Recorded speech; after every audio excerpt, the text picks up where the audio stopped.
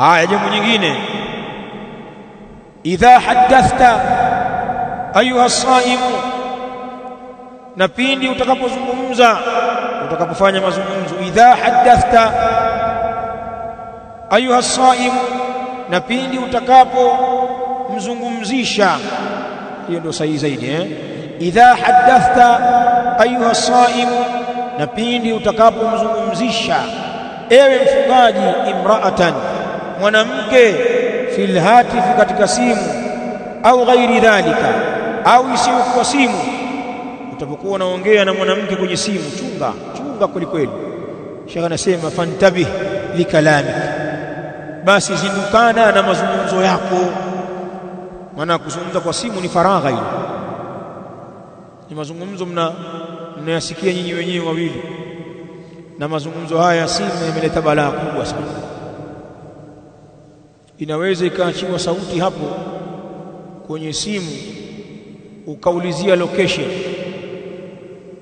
ili uende, na wale wanaume wenye kujua kufanya murawada, wenye kujua kurai kule kwenye simu, wana sauti zao, sio hizi za kawaida hizi ambazo umezoea, wana sauti yao maalum. Kuna kijibezi fulani kimechanganyika na mawimbi hivi, alafu zile herufi zinatolewa vizuri, mpaka mwanamke anaona mume si ndio huyu. Na watu wengine wanasemeshana kwenye simu kwa namna zile sauti zinavyopendeza, mtu anafikiri kwamba pengine pia muonekano wake uko hivyo hivyo. Wakikutana, ndio wewe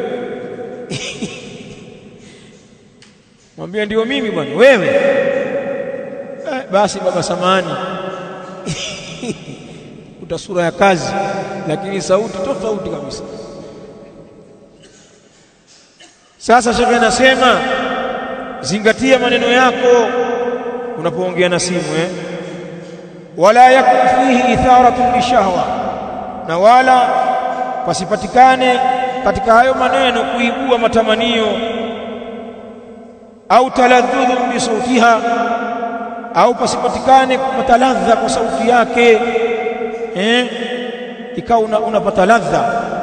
Na kuna uchafu sasa hivi mkubwa, hawa watu waovu hao wana kitu wanakiita seksi ya kwenye simu, wanafanya kitendo kile kwa simu tu. Shari imekwenda mbali sana. Kuna watu wanalipwa kwa kazi hiyo, anafanya uchafu kutumia sauti. Tuma hela yako, unatuma hela, alafu anakupigia mtu, unakuta kalegea namna hii, anamwaga ute simu tu. Sasa kufikia huku ni hatari zaidi. Kwa hiyo wala usitafute ladha kwa hiyo sauti. Lakini pia amemgeukia mwanamke, wakadhalika anti ayatuha almar'a as-saima, na vile vile wewe mwanamke, mwanamke mwenye kufunga,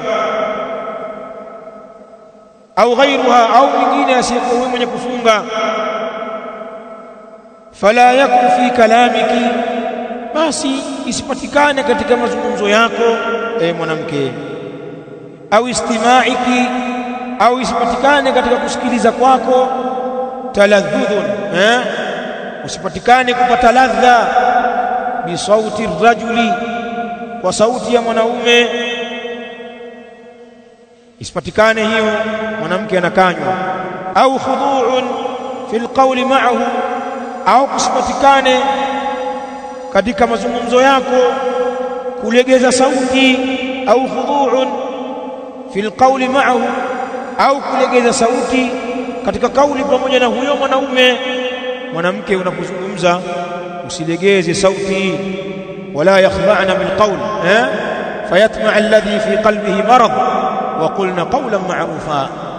Wanaambiwa wanawake, na wala wasilegeze sauti zao. Hawa wanaelekezwa ni wake za Mtume sallallahu alaihi wa alihi wasallam. Akatamani yule ambaye katika moyo wake pana maradhi, akisikia sauti ya wanawake hana simile. Nazungumzeni mazungumzo ya wema. Mwanamke azungumze sauti ya kawaida, asizungumze kama mwanaume, kwa sababu haifai kuwaiga wanaume, akatuwajibezi kama la dume. Shingapi? shingapi samaki, eti ndio sunna hiyo. Hiyo pia makosa.